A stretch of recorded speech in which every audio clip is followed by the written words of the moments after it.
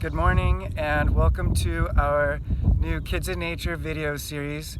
My name's Andy, and while a lot of us are stuck inside and learning from home, we're going to be bringing nature to you. And starting today, we're going to be taking a walk around the UCSB Lagoon. Now, the UCSB Lagoon is home to a lot of wildlife, but in particular, a lot of birds. People come from all over to come look at the birds here at the UCSB Lagoon. And we're going to go walk around and see what we can find. Now, if you want, you can pause for a minute and discuss what types of habitats we might find around the UCSB Lagoon.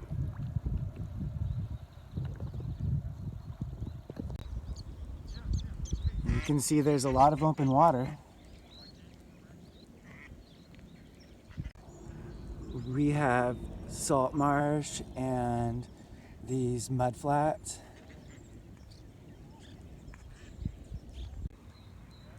Along the edges over here we have a lot of trees. We have these conifers, these cypress trees, we have oak woodland, we have eucalyptus trees, and we have a willow grove with a freshwater seep.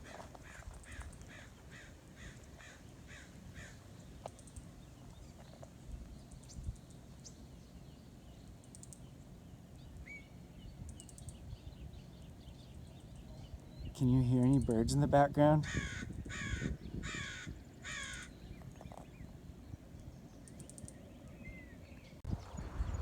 Out here where the UCSB Lagoon meets the ocean, you can see we have dune habitats as well and a shoreline.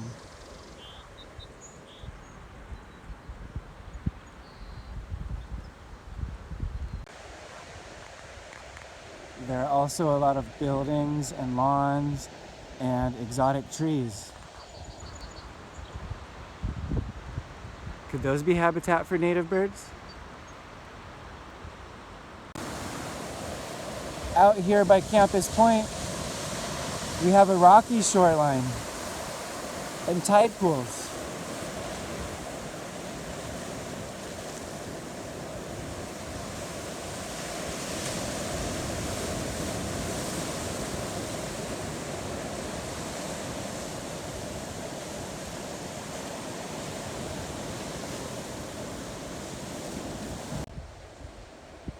Much of the lagoon and Lagoon Island, where I am right now out by Campus Point, was covered in this invasive ice plant. But CCBER staff through the years have been working to kill that ice plant and replant the area with native habitat like this coast sage scrub.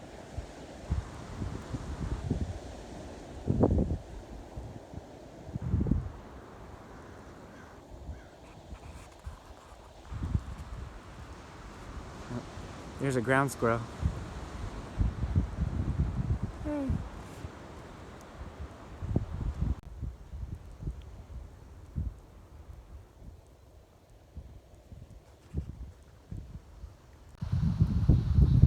So now that we've seen some of the habitats around the lagoon, let's pause for a minute and think about what resources those habitats might have for birds and what adaptations different birds may have to access those different resources.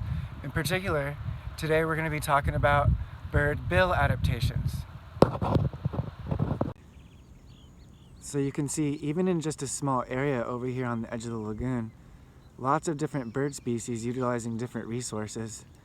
We have these dowitchers feeding in the shallow waters and along the mud flats. We also have a willet and some black-necked stilts, as well as all these cliff swallows coming in to get mud to fly back to the buildings behind me to build their nests with.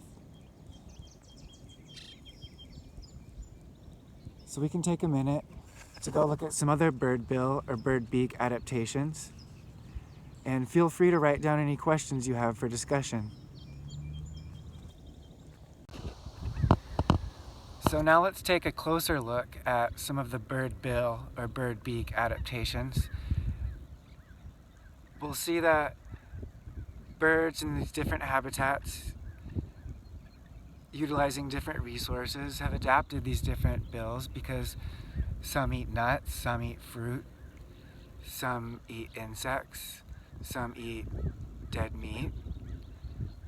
And a bill adapted for, say, grazing for algae in the pond may not be so great for tearing open flesh of a dead animal. So let's take a look at some of these different bill adaptations as we go around the lagoon and elsewhere.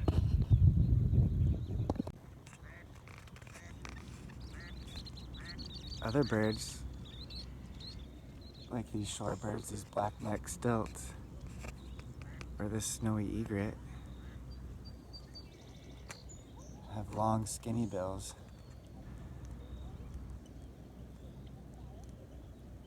This one's stalking the shallow waters of the UCSB Lagoon, looking for small prey.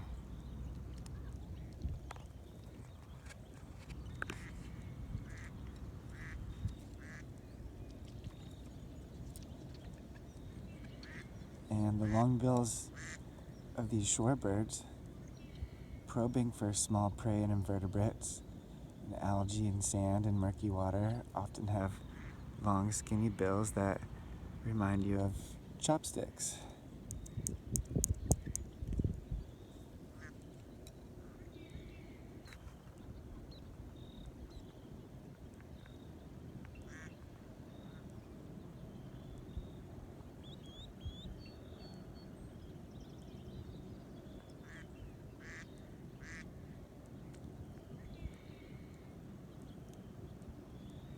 Nice. That's dinner.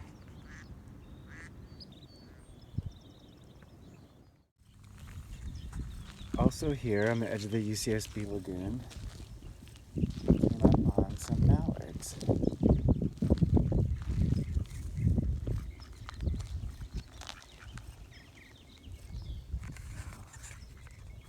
We're all familiar with ducks like these. Take a close look at the bill shape. And what do you think these bill shapes are an adaptation to eat?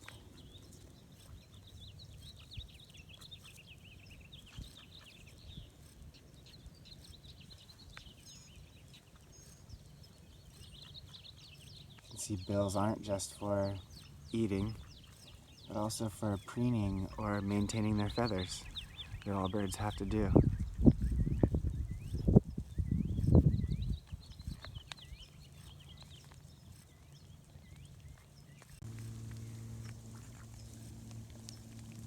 Notice we have two different species of birds utilizing the same habitat in the shallow water on the side of the UCSB Lagoon. And we were wondering what the mallard's bill shape was adapted to eat. Let's watch them for a minute.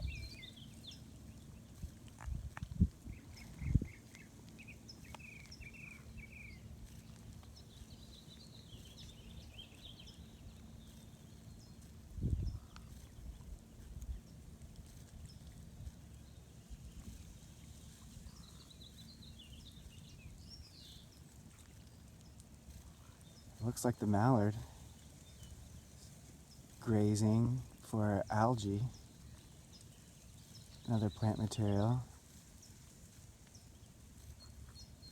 Well, the black-necked stilt is probing with its long bill for small invertebrates, small prey in the shallow water.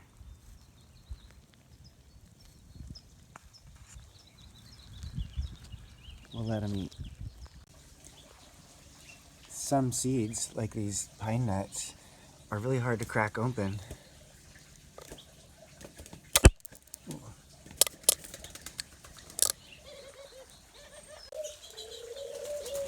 Which is why finches and their relatives, like these house finches, have robust bills for cracking open seeds.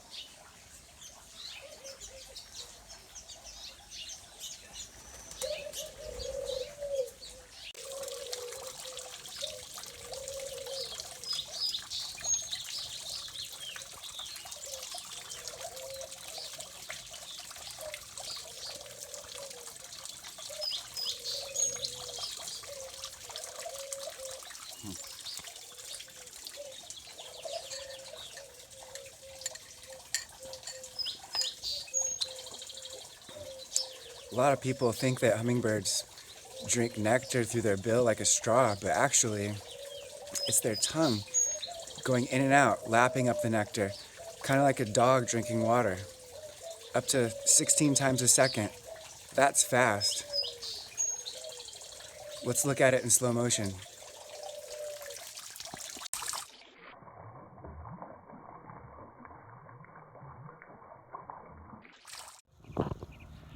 So those are just some of the bird bill adaptations that we can discuss. Of course, there are many more. I hope you have some good questions, and thanks for following me today around the UCSB Lagoon. And I really look forward to seeing you soon in the future. Bye.